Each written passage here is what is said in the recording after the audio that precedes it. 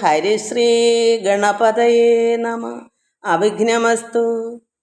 ഓം നമോ ഭഗവതേ വാസുദേവായ.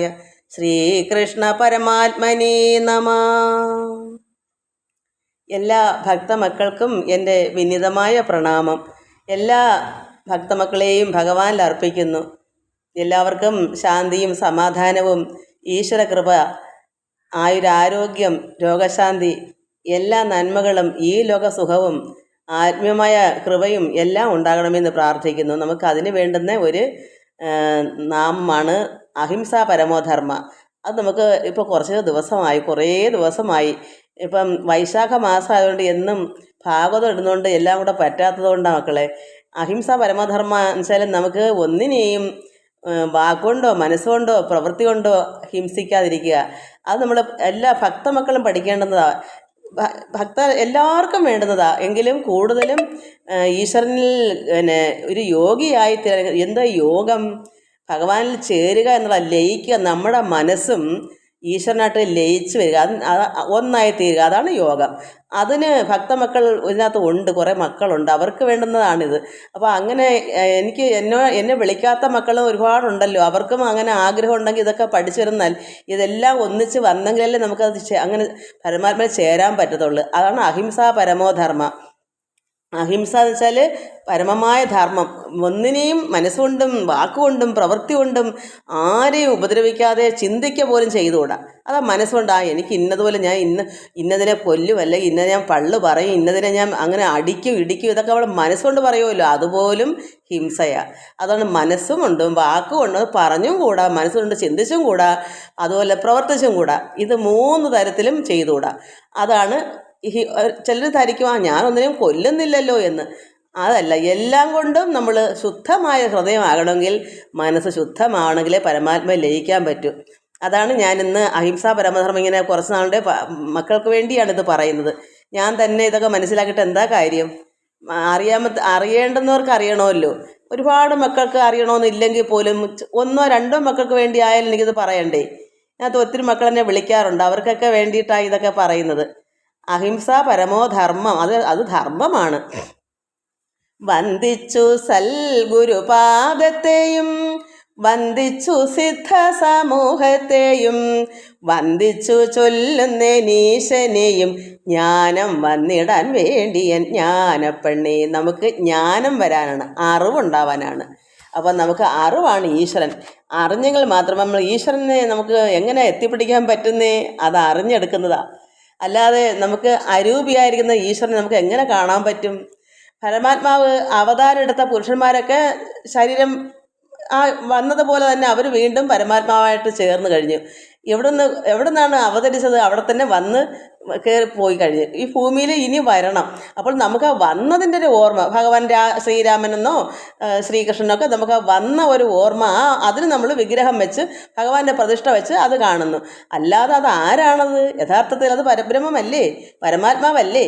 അപ്പോൾ നമുക്ക് ആ പരമാത്മാവിൽ ലയിക്കണമെങ്കിൽ നമ്മൾ എന്ത് വേണം? നമ്മൾ അങ്ങനത്തെ എല്ലാം കൊണ്ടും നല്ലൊരു ഹൃദയം, പരമോധർമ്മം എന്ന് വെച്ചാൽ എല്ലാം അടങ്ങിയിരിക്കണം നമ്മുടെ ഉള്ളിൽ. എന്നാലേ ആ പരമാത്മാവിൽ നമുക്കും ചേർന്ന് ലയിക്കാൻ പറ്റൂ. അതാണ് മോക്ഷം. അതാണ് കഴിഞ്ഞ പ്രാവശ്യം വായിച്ചത്. എന്തായിരുന്നു? ചിന്തിച്ച് അനാത്മാവായ ചിത്തത്തിനെ എന്തും ചെയ്യുവാൻ വിടും കൂട്ടുകാർക്ക്.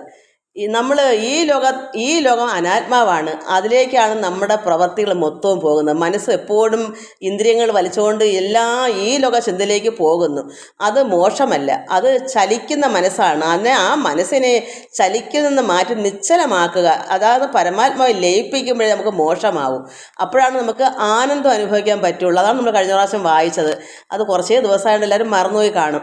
അപ്പോൾ നമ്മളെ മനസ്സിനെ ഏകാഗ്രമാക്കുക എന്ന് പറഞ്ഞാൽ മറ്റ് വിഷയങ്ങളിലേക്ക്, അനാത്മാവിലേക്ക് പോവാതിരിക്കുക, ഈ ലോക ചിന്തയിലേക്ക് വിടാതിരിക്കുക. ഇന്ദ്രിയങ്ങൾ നമുക്ക് പഞ്ചേന്ദ്രിയങ്ങൾ കൊണ്ട് കാണാൻ, കണ്ണുകൊണ്ടും ചെവി കൊണ്ടും എല്ലാ ഇന്ദ്രിയങ്ങൾക്ക് വേണ്ടുന്ന തൊഴിൽ എന്താണ്?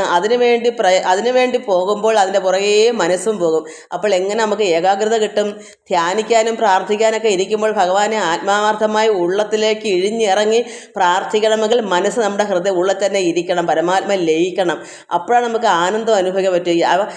ഒരു നാക്കുകൊണ്ട് നാമവും ചൊല്ലി പ്രാർത്ഥിച്ചുകൊണ്ട് കണ്ണടച്ച് ധ്യാനിച്ചിട്ട് മനസ്സ് എങ്ങോട്ടെങ്കിലും ഈ ലോകത്തിലേക്ക് പോയാൽ എങ്ങനെ ലയിക്കാൻ പറ്റും? എങ്ങനെ അതിൽ മോക്ഷം ഉണ്ടാവാൻ പറ്റും? നമ്മൾ ആനന്ദം അനുഭവിക്കുന്നതാണല്ലോ മോക്ഷം. അത് മനസ്സിനെ ലയിപ്പിക്കുന്നതാണ് മോക്ഷം. കാരണം മറ്റൊന്നിലേക്കും ചിന്ത പോകാതിരിക്കുന്നതാണ്. അപ്പം നമ്മൾ ഇന്ദ്രിയങ്ങളെല്ലാം അടക്കി മനസ്സിനെ വധിക്കുക എന്ന് പറയുന്നത് നമ്മുടെ ചൊൽപ്പടി നിൽക്കുകയാണ്, അല്ലാതെ നമ്മുടെ ബന്ധം നശിക്കത്തില്ല. അതുകൊണ്ട് എന്തും ചെയ്യുവാനായിട്ട് ഇങ്ങനെ ലോകത്തിലെ ഈ പുറമേ ഇങ്ങനെ നമ്മുടെ മനസ്സിനെ വിട്ടുകഴിഞ്ഞാൽ നമുക്ക് സന്താപം തീരില്ല. ബന്ധവും നശിക്കത്തില്ല, പിന്നെയോ മോക്ഷവും ലഭിക്കത്തില്ല, സന്താപവും തീരത്തില്ല. എന്താ കാരണം? നമ്മുടെ മനസ്സാണ് എല്ലാം കാരണം. നമ്മുടെ മനസ്സിനെ ഏകാഗ്രമാക്കി ധ്യാനിക്കാനിരിക്കുമ്പോൾ പരമാത്മാവിൽ തന്നെ ലയിച്ച് ആനന്ദം അനുഭവിക്കുമ്പോഴാണല്ലോ സന്താപം തീരുന്നത്. നമ്മൾ തന്നെ പ്രയത്നിച്ച് നമ്മൾ ആനന്ദ വസ്തുവായി തീരുമ്പോഴാണ്. പരമാത്മാവ് ആനന്ദമാണ്, ഈശ്വരൻ ആനന്ദമാണ്. ആ ആനന്ദ സ്വരൂപനായിരിക്കുന്ന ഭഗവാന്റെ ഒരു ദൈവ പൈതലായിട്ട് നമ്മൾ മാറുമ്പോൾ നമ്മളും ആനന്ദം അനുഭവിച്ചുകൊണ്ടാണ് നമ്മുടെ സന്താപ ദുഃഖങ്ങളെല്ലാം തീരുന്നത്. നമ്മൾ തന്നെ പ്രയത്നിച്ചെടുക്കുന്നതാണ്. അതുകൊണ്ടാണ് നമ്മളത് ചിത്തം ചലിക്കുകയിൽ സംസാരമായി. നമ്മുടെ ചിത്തം എന്താ എല്ലായിടത്തോട്ടും ഓടി ഓടി അവിടെ ഇവിടെയൊക്കെ എത്തിപ്പിടിക്കുമ്പോൾ അത് സംസാരമാണ്, ഈ ലോക ചിന്തയിലേക്ക് പോകുന്നത്. എന്നാലോ നമ്മുടെ മനസ്സ് ലയിച്ചാലോ ചിത്തം ലയിക്കുകയിൽ മോക്ഷം.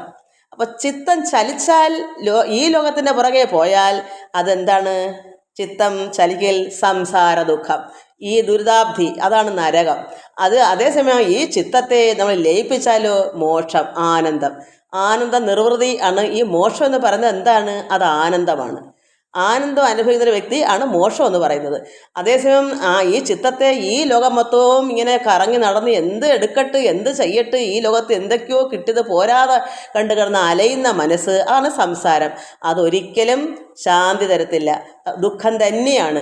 സമാധാനം വേണോ, ശാന്തി വേണോ? മനസ്സിനെ ഏകാഗ്രമാക്കി ധ്യാനിച്ച് പരമാത്മാവിൽ ലയിപ്പിച്ച് ആനന്ദം അനുഭവിക്കുമ്പോൾ മാത്രമേ നമുക്ക് സുഖം അനുഭവിക്കാൻ പറ്റൂ, ആനന്ദം അനുഭവിക്കാൻ പറ്റൂ. ഈശ്വരൻ ആനന്ദപ്രദമായതുകൊണ്ട് നമ്മൾ ഒരു ആനന്ദക്കുട്ടിയായി തീരുക. നമുക്കിനി അടുത്ത ഒരു ഖണ്ഡിക നോക്കാം. അതുപോലെ തന്നെ നമ്മുടെ മനസ്സിനെ സംസാരത്തിൽ വിട്ടു പോകാതെ, എന്താ മറ്റുള്ളവർ പറയുന്ന കേൾക്കാതെ പലരും പലതും പറഞ്ഞ് നമ്മളെ തിരിപ്പിക്കും. ഇപ്പം 1,00,000-ലോ അല്ലെങ്കിൽ 1000-ലോ ഒരാൾ മാത്രമേ കാണൂ ഈ സംസാരത്തിൽ നിന്ന് മുക്തനാവാൻ. അവരുടെ കുടുംബക്കാരോ അവരുടെ കൂടെ കൂട്ടുകൂടുന്നവരോ തിരിപ്പിച്ച് നീ ഇപ്പോഴേന്നും ഇതൊന്നും എടുക്കണ്ട, അതാ ഇതെന്നൊക്കെ അറിവില്ലാത്തൊരു പലതും പറയും. അത് കേട്ട് നമ്മൾ അവരുടെ കൂടെ കൂടിയാൽ എന്ത് വരും? നമുക്കൊരിക്കലും ഈ ദുഃഖത്തിൽ നിന്ന് കരകയറാൻ പറ്റാതായി പോവും. എല്ലാവരും കര കയറത്തില്ല, എന്നാൽ പിന്നെ ലോകത്ത് ആരും കാണത്തില്ലല്ലോ. അതുകൊണ്ട് ഇതിന് പ്രത്യേകിച്ച് ഈശ്വരനെ അനുവദിക്കുന്നവർക്ക് മാത്രമേ ഇത് പറ്റൂ. ഇപ്പോൾ 1,00,000-ലോ അല്ലെങ്കിൽ 1000 പേരിലോ, ഇപ്പോൾ 100 1000 ആണല്ലോ 1,00,000, ചിലപ്പോൾ 1000 പേരിലെങ്കിലും ഒരാൾ കണ്ടെന്നിരിക്കട്ടെ.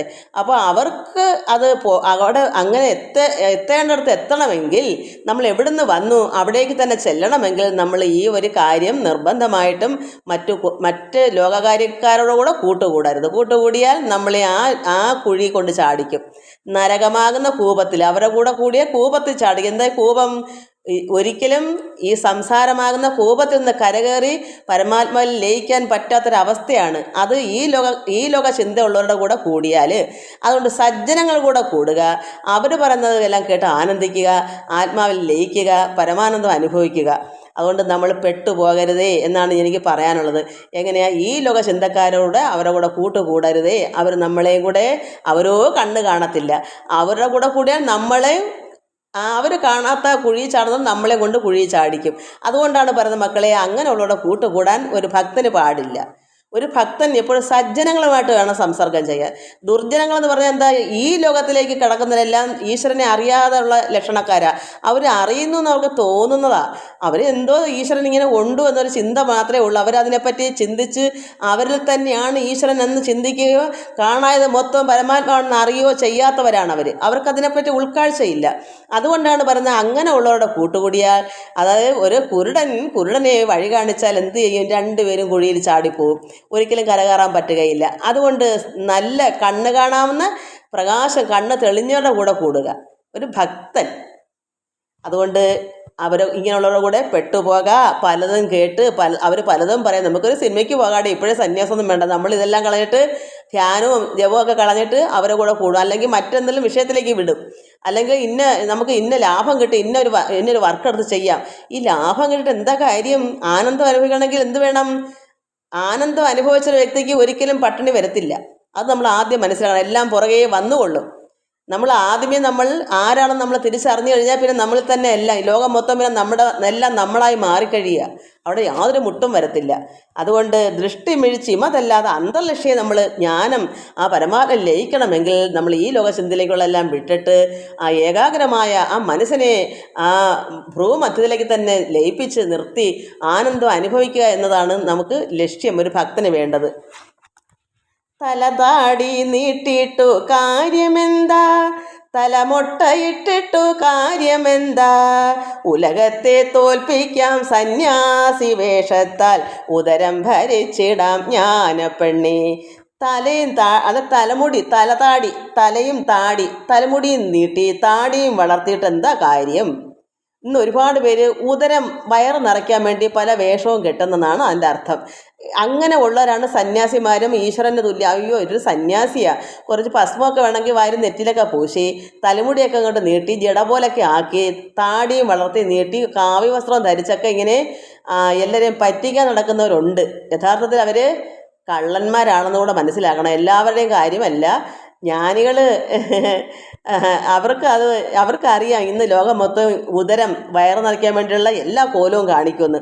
അതുകൊണ്ട് തല താടി നീട്ടിയിട്ടു കാര്യമെന്താ, തല മൊട്ടയിട്ടിട്ടു കാര്യമെന്താ. ചില തല മുണ്ടന അതായത് തലമുടി എല്ലാം വടിച്ചിട്ട് അങ്ങനെയൊക്കെയാണ് ഓരോരുത്തർ ധരിക്കുന്നത്. ഈ തലമുടി വളർത്തിയിട്ടോ തലമൊട്ട അടിച്ചിട്ടോ ഒരു കാര്യവുമില്ല. അതുകൊണ്ട് ഉലകത്തെ തോൽപ്പിക്കാം. അതുകൊണ്ട് എന്താ ചെയ്യുന്നത്? അതുകൊണ്ട് എന്ത് വരും? നമുക്ക് ലോകത്തുള്ളവരെ പറ്റിക്കാനേ പറ്റൂ. ഇപ്പം എനിക്ക് യാതൊന്നും അറിയില്ല. ഞാൻ തലമുടിയോ മൊട്ടയടിച്ച് ഒരു രുദ്രാക്ഷമൊക്കെ വാരി ഒത്തിരി മാലയൊക്കെ വിട്ട് കയ്യിലൊക്കെ കുറേ രുദ്രാക്ഷം കെട്ടി നടന്നാൽ എന്താ? മറ്റുള്ളവരെ പറ്റിച്ച് നമുക്ക് ജീവിക്കാം. അയ്യോ ഇതൊരു ഭക്തയാ, ഒരു സന്യാസിയാ, അല്ലെങ്കിൽ ഒരു സന്യാസിനിയാ, ഇവർക്ക് നല്ല അറിവും ജ്ഞാനമൊക്കെയാണ്, പക്ഷെ ഒരു കുന്തവും കാണത്തില്ല അവരെ. ഈ വേഷങ്ങളെ കാണൂ. പക്ഷെ അത് മറ്റുള്ളവർ തോൽപ്പിച്ചിട്ട് എന്താണ്? ഉദരം ഭരിച്ചിടാം, നമ്മൾ വയറ് നിറയ്ക്കാൻ പറ്റും. നമുക്ക് ഒരു സ്ഥലത്ത് ഇങ്ങനെ ധ്യാനികളൊക്കെ ഇരിക്കും ഈ രുദ്ര. അപ്പോൾ മറ്റുള്ള പാവപ്പെട്ട ജനങ്ങൾ വന്ന് ഇവരുടെ കാൽക്കൽ വന്ന് ഇതാണ് സന്യാസി, ഇത് ദൈവത്തിന് തുല്യമാണ് എന്ന് കരുതി എല്ലാവരും വന്ന് അവിടെ കുമ്പിട്ടിട്ട് അവർക്ക് വേണ്ടതൊക്കെ കൊടുക്കാനും, എന്താ വേണ്ടേ പഴങ്ങളോ പാലോ എന്താ വിശപ്പിന് വേണ്ടതെല്ലാം അത്രയും ഉദരം നിറച്ച്, അല്ലെങ്കിൽ ഇവരെ വിളിച്ചുകൊണ്ട് അയ്യോ ഇത് ദേവിയാണ് അല്ലെങ്കിൽ ഇന്നാരമ്മയുടെ എല്ലാവരും വിളിച്ചുകൊണ്ട് വീടുകളിൽ പോയിട്ട് വേണ്ടുന്നതൊക്കെ കൊടുക്കും. എന്തിനാ? വയറ് നിറയ്ക്കാൻ വേണ്ടിയുള്ള വേഷം കെട്ടലാണെന്നാണ് ഇതിൽ പറയുന്നത്. അതുകൊണ്ട് നമുക്ക് ആളിനെ തിരിച്ചറിയാൻ ഈ വന്ന കാലത്ത് പറ്റത്തില്ല വേഷം കൊണ്ട്. തല താടി നീട്ടിയിട്ടു കാര്യമെന്താ, തല മൊട്ടയിട്ടിട്ടു കാര്യമെന്താ, ഉലകത്തെ തോൽപ്പിക്കാം. ഈ ലോകത്തെ തോൽപ്പിക്കാം, ജനങ്ങളെ പറ്റിച്ച് ജീവിക്കാം. അതാണ് ഉലകം. ഈ ലോകത്തുള്ള എല്ലാവരും പറ്റിച്ച് ജീവിക്കുന്നവരാണ്. ഉലകത്തെ തോൽപ്പിക്കാം സന്യാസി വേഷത്താൽ.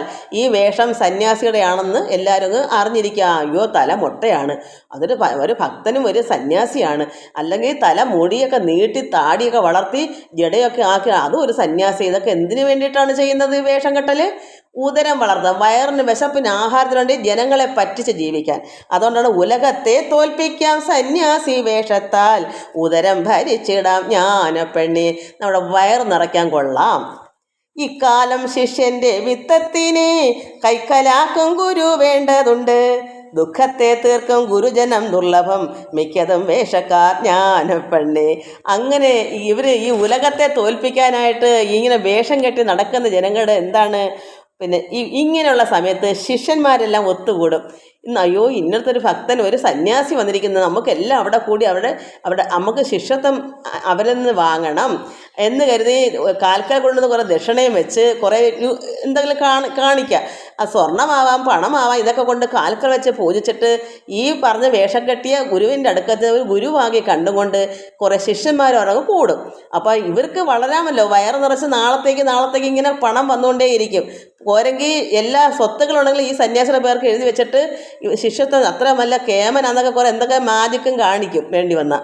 അപ്പോഴെന്തുവരും? ഈ ശിഷ്യൻ്റെ വിത്തത്തിനെ മൊത്തം ഈ കള്ളഗുരു വേഷം കെട്ടിയ ഗുരു അത് മൊത്തം കൈക്കലാക്കും. അതുകൊണ്ട് ഈ കാലം ഇങ്ങനെയുള്ള കള്ളവേഷം കെട്ടുന്ന ഈ സന്യാസിയുടെ ശിഷ്യനായിട്ട് കുറേ പേര് വരും. അങ്ങനെ ശിഷ്യൻ്റെ വിത്തത്തിനെ ധനത്തിനെ മൊത്തം കൈക്കലാക്കും. എന്നിട്ടോ അങ്ങനെയാണ് ഇന്നത്തെ കള്ള ഗുരുക്കന്മാർ. നമുക്കും അറിയാം, ഒരുപാട് ശ്രദ്ധ നരബലിയൊക്കെ അങ്ങനെയുള്ളതാണല്ലോ. അങ്ങനെ എല്ലാ ധനങ്ങളും മൊത്തവും കൈക്കലാക്കിയിട്ട് അപ്പോൾ ദുഃഖത്തെ യഥാർത്ഥത്തിലൊരു ഗുരു എന്താ ചെയ്യുന്നത്? ദുഃഖത്തെ തീർത്തു കൊടുക്കും. ഈ ഗുരു വിത്തത്തെ കൈക്കലാക്കും. ശിഷ്യന്മാരുടെ വിത്തം ധനവും മൊത്തവും പണം മൊത്തവും കൈക്കലാക്കും. ഇത്ര കൊണ്ടുവാ, ഇത്ര കൊണ്ട് ഇന്നതൊക്കെ സാധിച്ചു തരാം, ഇന്നത് ഞാൻ നടത്തി, ഇന്ന പൂജ ചെയ്തു തരാം, അല്ലെങ്കിൽ സ്വർണം വെച്ച് കൊത്തിയുടെ കൂട്ടിത്തരാം എന്നെല്ലാം കള്ളങ്ങൾ പറഞ്ഞാണല്ലോ ഈ ശിഷ്യന്മാരെ പറ്റിക്കുന്നത്. ശിഷ്യന്മാർക്ക് വിവരം ഇല്ലല്ലോ. വിവരം ഇല്ലാത്തതുകൊണ്ടല്ലേ വിവരം ഉണ്ടാവാനും ഗുരുവിനെ കണ്ടുകെട്ടി പോണേ. വേഷഭൂഷാദി കണ്ടുകൊണ്ടാണ് എനിക്കും നന്നായി ഒരു ആത്മീയമായ വളർച്ച വേണം എന്ന് കരുതി എല്ലാവരും ചെന്ന് കൂടി വരുമ്പോൾ ഇവരിങ്ങനെ ഈ കള്ളസന്യാസി എന്ത് ചെയ്യും? ഓരോ പൂജയുടെ പേരും പറഞ്ഞിട്ട് പണം കൊണ്ടുവന്ന് പൂജ നടത്താൻ നിങ്ങൾക്ക് പെട്ടെന്ന് നിങ്ങൾ കരകയറും, നിങ്ങൾക്ക് ഇത്ര ലക്ഷം രൂപ കിട്ടും, അല്ല ഇന്നത് സാധിക്കും എന്നെല്ലാം കള്ളങ്ങൾ പറഞ്ഞ് ഈ ശിഷ്യൻ്റെ പണം മൊത്തവും അങ്ങ് കൈക്കലാക്കും. പക്ഷേ യഥാർത്ഥ ഗുരു എന്ത് ചെയ്യും? ഒരു യഥാർത്ഥ ഗുരുവാണെങ്കിൽ എന്താ? നമ്മുടെ ദുഃഖത്തെ തീർത്തു തരുന്നതാണ് യഥാർത്ഥ ഗുരു. അതാണ് ദുഃഖത്തെ തീർക്കും ഗുരുജനം ദുർലഭം. അങ്ങനെയുള്ള ഗുരുക്കന്മാർ ദുർലഭമാണ്. അത് ലക്ഷത്തിൽ ഒന്നാകണേ കാണൂ, നമ്മുടെയൊക്കെ ദുഃഖം തീർക്കുന്ന ഗുരു. അതേസമയം ഇതെന്താണ്? എല്ലാ ശിഷ്യന്മാരുടെയും വിത്തത്തിനെ കൈക്കലാക്കുന്ന കള്ള ഗുരുക്കന്മാരാണ് ലോകം മൊത്തവും കിടക്കുന്നത്. അത് നമ്മൾ മനസ്സിലാക്കാനാണ് അന്ന് ഈ പരമാത്മാവായിരിക്കുന്ന ഈ ശിവയോഗികൾ ഇങ്ങനെ നമുക്ക് തന്നേക്കുന്ന ഈ ഉപദേശം. അതുകൊണ്ട് ഇക്കാലം ശിഷ്യൻ്റെ വിത്തത്തിനെ കൈക്കലാക്കും ഗുരു വേണ്ടതുണ്ട്. ദുഃഖത്തെ തീർക്കും ഗുരുജനം ദുർലഭം. ദുഃഖത്തെ തീർത്തു തരുന്ന ഗുരുക്കന്മാർ ദുർലഭമാണ്. അതുകൊണ്ട് മിക്കതും വേഷക്കാരാണ്. വേഷക്കാർ ജ്ഞാനപ്പെണ്ണി. വേഷം കെട്ടി നടക്കുന്നവരെ ഇപ്പം വിശ്വസിച്ചുകൂടാ. അവരുടെ അനുഭവങ്ങൾ അവരെന്താണ് ലോകത്ത് പ്രവൃത്തി ചെയ്യുന്നത് കണ്ട് മനസ്സിലാക്കിയിട്ട് മാത്രമേ, അതായത് ഗുരുവെ പരീക്ഷിച്ച് സ്വീകരിക്കൂ. ഗുരു വേഷം കണ്ടു ഭ്രമിക്കേണ്ട നീ, പരിശോധിക്കാതെ വരിച്ചു കൊണ്ടിടുകൾ പരിതാപം തീരില്ല എന്നുകൊണ്ട്. അപ്പോൾ നമ്മളൊരു ഗുരു എന്താണെന്ന് നമ്മൾ മനസ്സിലാക്കണം. പെട്ടെന്ന് കയറി ഒരു വേഷം കെട്ടിയ ഗുരുവിനൊക്കെ ചെന്നാൽ നമ്മുടെ എല്ലാം നശിച്ച് നമ്മുടെ ശരീരം പോലും അവർ കൈക്കലാക്കും. അങ്ങനെയുള്ള കള്ള ഗുരുക്കന്മാരാണെന്ന് ലോകത്തുള്ളതെല്ലാം. ദുർലഭമാണ്. നമ്മുടെ ദുഃഖത്തെ തീർത്തു തരുന്ന ഒരു യഥാർത്ഥ ഗുരു ദുർലഭമാണ്. അത് കണ്ടുകിട്ടാൻ പ്രയാസമാണ്. എവിടെയും ഒന്നോ രണ്ടോ ഒക്കെ കാണും ലോകത്ത്. അതുകൊണ്ടാണ് അതായത് നാരായണ ഗുരുദേവനെ പോലെ അങ്ങനെയുള്ള ഗുരുക്കന്മാർ എവിടെയെങ്കിലുമൊക്കെ ഒന്നോ രണ്ടേ കാണുള്ളൂ. ഈ വേഷം കെട്ടുന്നതെല്ലാം കൈക്കലാക്കുന്ന ഈ വിത്തം ഈ ശിഷ്യന്മാരെല്ലാം വിളിച്ചു കൂട്ടുന്നതിനാ ഇവരെ കോലം കണ്ട് ഇവരെന്തെങ്കിലുമൊക്കെ ആരാണ് എന്താണെന്നൊക്കെ എന്തൊക്കെയോ കൊട്ടി ഘോഷിക്കും. എന്നിട്ട് ഇവരെല്ലാം അവിടെ വരുത്തിയിട്ട് ഈ ശിഷ്യന്മാരുടെ പണങ്ങളും വിത്തങ്ങളും എല്ലാം കൈക്കലാക്കിയിട്ട് അവരെ കൂടെ അങ്ങ് നശിപ്പിച്ചെടുക്കും. അതാണ് ഇന്നത്തെ കള്ള സന്യാസികൾ. വേഷം കെട്ടുന്ന സന്യാസിമാരുണ്ട്. അതുകൊണ്ട് സൂക്ഷിക്കണം. ഗുരുവിനെ സൂക്ഷിച്ച് ശ്രദ്ധിച്ച് എന്താണെന്ന് നമ്മൾ മനസ്സിലാക്കിയിട്ട് അത് പ്രവൃത്തിയിൽ കൂടി മനസ്സിലാവും. അങ്ങനെയുള്ള ഒരു യഥാർത്ഥ ഗുരു ആരുടെയും പണത്തെ മോഹിക്കത്തില്ല. അവരുടെ ദുഃഖത്തെ തീർത്ത് കൊടുക്കത്തേ ഉള്ളൂ. അവർക്ക് വേണ്ടി അവർ എന്താ ചെയ്യുക? ഈശ്വരനോട് പ്രാർത്ഥിച്ച് അവർക്ക് കരുണയും കൃപയും ചൊരിയുന്ന ഒരു യഥാർത്ഥ ഗുരുക്കന്മാർ ദുർലഭമാണ്. അങ്ങനെയുള്ള ഗുരുക്കന്മാരാണ് വേദനകളും വിഷമങ്ങളും മറ്റുള്ളവരെ എന്താ പറയുക ആശ്വാസം പകരുന്നത്.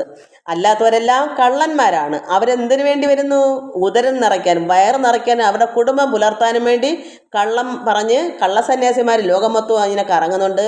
നമ്മൾ പരിശോധിക്കാതെ ഒരു ഗുരുവെന്ന് കരുതി അവരെ നമ്മൾ വരിച്ചു കൊണ്ടാൽ, ഇത് യഥാർത്ഥ ഗുരുവാണെന്ന് നമ്മൾ കൈക്കൊണ്ടാൽ നമുക്ക് പരിതാപം തീരുകയില്ല. നമുക്ക് ദുഃഖമേ ഉണ്ടാകൂ. നമ്മുടെ ദുഃഖം തീർത്തു തരാൻ അവർക്ക് കഴിവില്ലല്ലോ.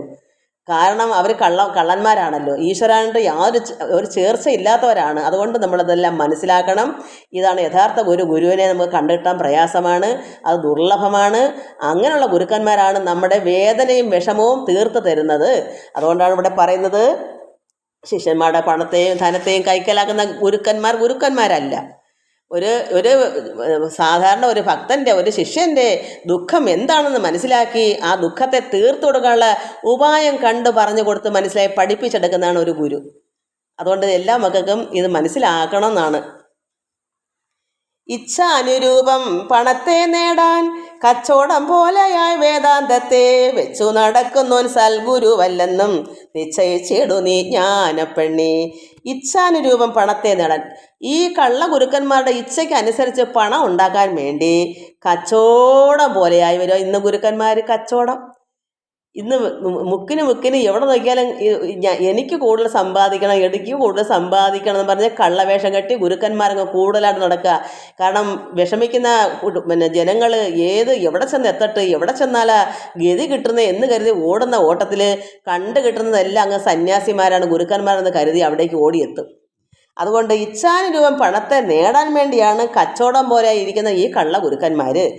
അങ്ങനെ വെച്ച് നടക്കുന്നവൻ യഥാർത്ഥ സൽഗുരു അല്ല. അതുകൊണ്ട് ഇങ്ങനെ കച്ചവടം പോലെയായി ഈ വേദാന്തത്തെ, ഈ പറയുന്ന വേദാന്തത്തെ കച്ചവടം പോലെയായി നടന്നുകൊള്ളുന്ന ഈ കള്ള ഗുരുക്കന്മാർ, അങ്ങനെയുള്ളവൻ സൽഗുരു അല്ല എന്ന് നിശ്ചയിച്ചിടും നീ ജ്ഞാനപ്പെണ്ണെ. ഒരു ബുദ്ധിയുള്ള ഒരു മനുഷ്യൻ നിശ്ചയിക്കണം, ഇത് ശരിയല്ല, ഇത് യഥാർത്ഥ ഗുരുവല്ല, ഇത് കച്ചവടം പോലെയായി നടക്കുകയാണ്, ഇവൻ പണത്തിന് വേണ്ടി നടക്കുന്ന ഒരു കള്ള സന്യാസിയാണ് എന്ന്. എവിടെ പണം മോഹിക്കുന്നോ അത് കള്ളന്മാരാണെന്ന് മനസ്സിലാക്കണം, ജീവിതമാർഗം വേണ്ടി. കാരണം യഥാർത്ഥ ഗുരുക്കന്മാർക്ക് പണം വേണ്ട, അവർക്ക് എപ്പോഴും ധനം അവരുടെ കൈവശം, ഈശ്വരൻ എന്തും അവരുടെ ആവശ്യം നടന്നു പോകും. അതാ യഥാർത്ഥ ഗുരു. അവർക്ക് പണത്തിന് ആവശ്യമില്ല, അവർക്ക് ധനത്തിന് ആവശ്യമില്ല, അവർ തന്നെ ധനമാണ്, അവർക്കുള്ള സർവ്വം ഈ ലോകം മൊത്തം അവരുടേതാണ്. അപ്പോൾ അങ്ങനെയുള്ളൊരു സന്യാസിക്ക് എന്തിനാ പണം, എന്തിനാ ശിഷ്യന്മാരെ വെച്ച് പണം ഉണ്ടാക്കുന്നത്? ആ കള്ളൻ്റെ കുടുംബം നിലനിർത്താനും അവൻ്റെ വയറ് നിറയ്ക്കാനും നമ്മൾ മനസ്സിലാക്കി, അത് നിശ്ചയിച്ച് നമ്മൾ മനസ്സിലാക്കിയിട്ട് വേണം ഒരു കള്ള ഗുരുക്കാൻ ആരാണ്, ഒരു യഥാർത്ഥ ഗുരു സൽഗുരു ആരാണെന്ന് നമ്മൾ തന്നെ മനസ്സിലാക്കണം. പണം വെച്ച് പഠിക്കുന്ന ഒരു സന്യാസിമാരും യഥാർത്ഥ ഗുരുവല്ല. അവർക്ക് പണത്തിൻ്റെ ആവശ്യം, എന്തിന് പണത്തിൻ്റെ ആവശ്യം? നേരെ ഭഗവാൻ തന്നെ കൊടുക്കുമല്ലോ എല്ലാം.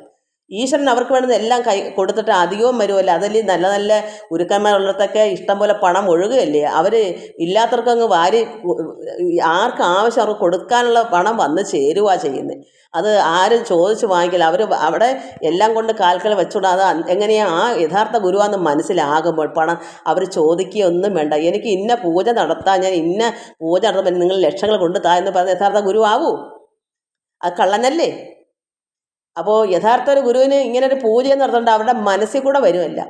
ആത്മീയമായ കൃപ അവരുടെ ഉള്ളിൽ കൂടെ വന്ന് ഈ സർവ്വ രോഗങ്ങളെ മാറ്റാനുള്ള കൃപ ഈ ഒരു ഗുരുവിനുണ്ടാവും. പിന്നെ അവിടെ പൂജ നടത്തി കൊടുക്കണോ?